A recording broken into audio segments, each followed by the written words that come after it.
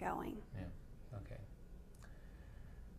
So do you have any tips about how to rehabilitate a home remotely if you want to turn it into a rental? Okay, so rehabbing is my background. I grew up rehabbing, and I had some experience on my own outside of my family, rehabbing in Merced. And even as close as Merced to where we are, it's about an hour and a half, I still learned lessons of how not to do it. So the first thing you don't do is get a referral of a rehabber from somebody who's already in the deal, such as your realtor. And it might seem counterintuitive because you think, oh, well, my realtor is such a nice person. And if they're referring the rehabber, then, you know, like people stick together, right? Well, yes and no, if you really know who your realtor is. But if you don't know who your realtor is, they might be scamming you to get a rehab job that doesn't actually get rehabbed. Uh-oh. Ask how I know. So you pay for something that doesn't happen, I guess is what you're saying. Suddenly Yes. these people disappear? Exactly. So you start out the rehab and the realtor says it's going beautiful and they send you pictures, which happen to be pictures of somebody else's house. Oops. And then you front the money for some more repairs, and the repairs are not being done, but the realtor tells you they are being done because that's who's supposed to be checking up on your contractor. So we don't do that. You know, we find our own rehabbers through agencies and referrals, and then we always get property inspections done on the rehab work before we pay for the next phase. You know, everything is billed out in phases, and before we pay, we tell the contractor, we're going to have it inspected before we pay, just like banks do. You know, when banks do construction loans, they have somebody go out and inspect it before they pay the next level. So remember, folks, we said that you need to have some cash reserves in order to do this. This is the reason, because what it boils down to is you have to buy some eyes. Yes. You need to have the people that are going to go out. It's not just a do-it-yourself sort of a project. It's leverage. I consider it leverage. Yeah. You know, leverage is not just borrowing from the bank, but it's borrowing other people's time, other people's money, other people's education. And that's how we advance further. Okay. So, can you now focus on investing on properties in certain locations? Because you were talking about these bulk properties before, and Yes. they said, here it is, 10 properties, take it. So what was that like, and what's it like now? When we started, we'd get a package, and it would be in 5 or 6 different states and many different, you know, right now our entire portfolio is in 15 different states, 43 different cities. And that makes it hard to build a ground crew in one area. But now, because we have hedge funds and pension funds buying up these packages, they let you pick and choose. So you can concentrate in certain areas and build your team there. You can pick and choose. Maybe you just want to be at the Atlanta market or the Las Vegas market. One area that they don't have a lot of is the California market, and the reason comes down to pure mechanics. If it doesn't sit on the market for 180 days, it's not going to be pushed out the back door. For the most part, they don't. Now, there are some bulk packages for California, but not very many. But you can pick just about any other major metropolitan city and focus on it, like Memphis, Las Vegas, Chicago, Jacksonville, just to name a few. And what are your favorites right now? Right now, we are in Las Vegas, we are in Atlanta, and then we're picking up properties in rural California. Rural California. Yes. So that's like Modesto and... Or down near Bakersfield. Okay, okay. Yep. So... Even some in Vallejo. Yeah. Not necessarily rural. So what are some of these properties in California? What sort of investment are we talking about for those? So the property that we picked up in California, we paid $26,000. That's just unbelievable, isn't it? Yes, for a California property. Yeah. It is on city water and sewer. It is a 4-bedroom, 1,500 square foot house. Pretty good sized house. It's nice. It has a 1/4 acre lot, and it will take us about $10,000 in rehab costs. So we'll be in it totally for $360,000, and we have a renter lined up for $850,000 already. So the total investment, I think you're saying, is about $36,000. $36,000, yes. Yeah, and then and the rent will be $850 or whatever. So that's about 96. So you're still going to recoup in about 3 years. 3 years on that one. Yeah. Wow. Okay. So I understand one of the things that you do is sort of cherry picking, helping your clients to select properties. We teach our clients how to pick the properties that's best for them.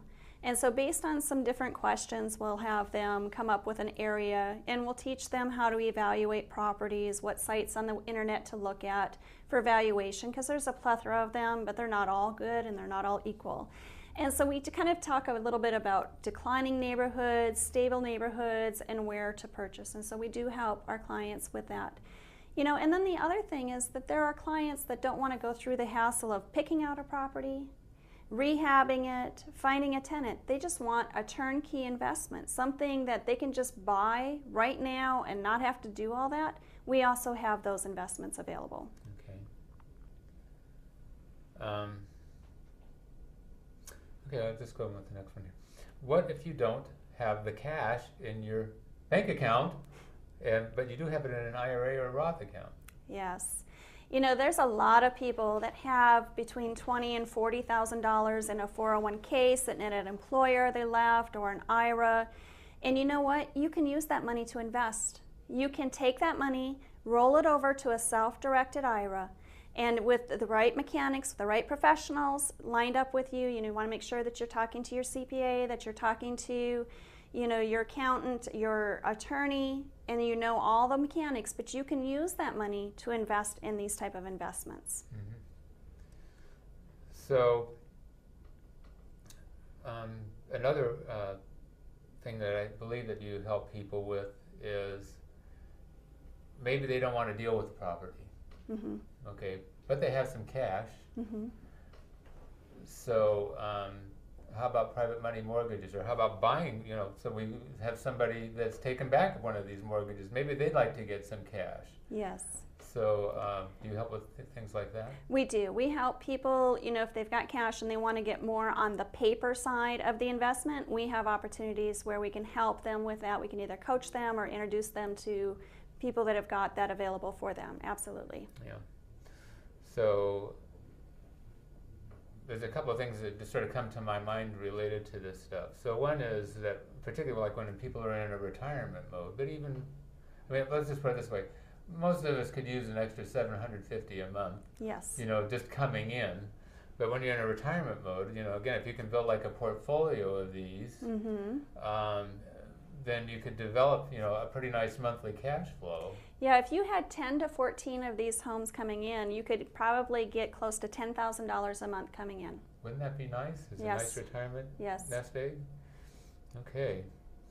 And again, the other thing, so related to the loans. Mm-hmm. So how about collection related to that type of a situation? That, okay, you've got a private money mortgage here. Now I've got a person that's paying on this in Georgia, in mm-hmm. Atlanta. Mm-hmm. So what do you do related to collection for something like that? Well, when it's a mortgage that we've put on the property or a land contract, we use what's called a servicing company. It's similar to what Countrywide was, and Bank of America has a servicing company. And they use all of the collection techniques that are available to them that are legal under Fair Credit Act to do collections. And so you don't even have to pick up the phone to make the collection call. They will make it all the way to getting the tenant out of the property for you if they don't pay. One thing that we haven't talked about very much, and we're probably getting about the last 4 minutes here, but let's talk a little bit about due diligence when you're buying one of these properties. Yes. And what sort of things to think about, liabilities that might be attached to them and so forth. Okay. And another reason why you want to get the help and guidance from somebody like yourself. Yes. So the first thing you have to put your mind around is these homes are sitting empty now for 180 days. So there might be somebody living there that shouldn't be there. Whoops. So you want somebody on the ground to go look at the property for you. You might want to order that ahead of time before you do a lot of spending money on things like BPOs, just to make sure that the house is even there, because some of these cities have got demo mandates where they're going out and they're demolishing these homes that are not being taken care of. Oh my gosh. And so if you don't have somebody on the ground to look, you might not have a house there. Oh my gosh. And then on the internet and through other sources like the telephone, you're going to research the water bills, the not electric, but the taxes. And then you might even want to go a little bit further and look at compliance liens, because banks once the realtor has stopped working for the bank does not send anyone out to mow the lawn. And unlike in California, grass grows in these places, and so you might have weeds that are 2 feet high. The city will then mow it and charge you $300 for that mowing fee. Oh, and if you buy this house as is, where is, from the bank or from a hedge fund, you're buying that bill. So again, that's compliance liens, water and sewer, garbage, taxes. Those are all the things that you want to research on the property. So part of what you tell people is, where do you call? Yes. To find out. And it really does, we are in such a technology-based area that we assume everything can be done through the internet, but not everything in the country moves at that speed. And so you might check on the internet and think that you got it all, but when you pick up the phone and call, you find out that it's really different than what it was on their website.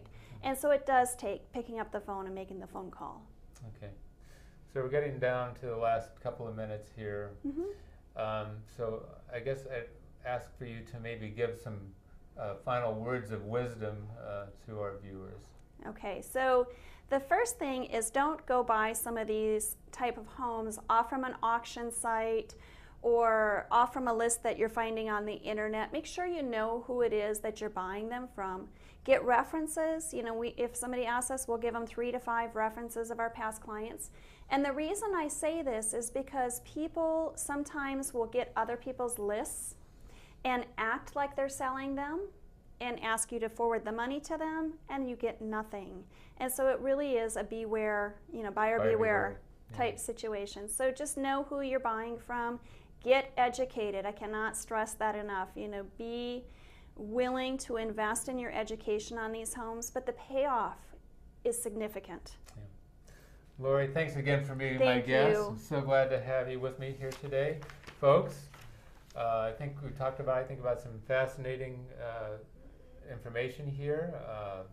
We're talking about significant returns, but there is risk and there's real work that's involved. So that's, I guess, another thing that we would want to emphasize to you.